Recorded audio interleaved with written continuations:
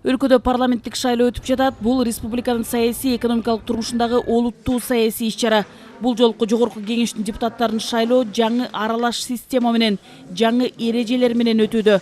Саат 8-де республика боюнча 2435 шайлоо тилкеси ачылып, жарандар добуш берип жатышат.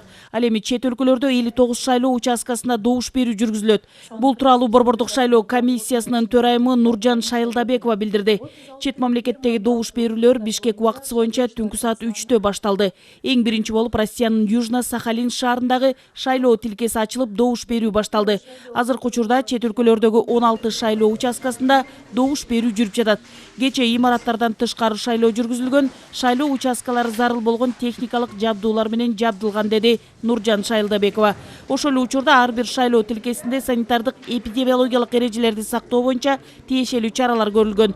Муну менен катар мүмкүнчүлүгү чектелген жарандардын добуш берүү укуктарын камсыздоо үчүн да ар бир шайлоо тилкесинде шарттар түзүлгөн. Жалпысынан 21 саясий партиядан 1002 талапкер катталып, азыр шайлоого катышып атат. Бир мандаттуу округтар боюнча жалпысынан 282 талапкер шайлоого катышууда.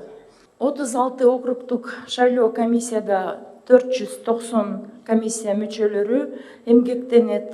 Ал эми 2494 шайлоо участкаларында 30518 комиссия мүчөлөрү шайлоо процессин ишке ашырат. Абдан маанилүү азыркы учурда бардык участкаларда санитардык эпидемиялык коопсуздукту камсыздоо. Бул максатта бардык участкалар дайыма дезинфекцияланып турат.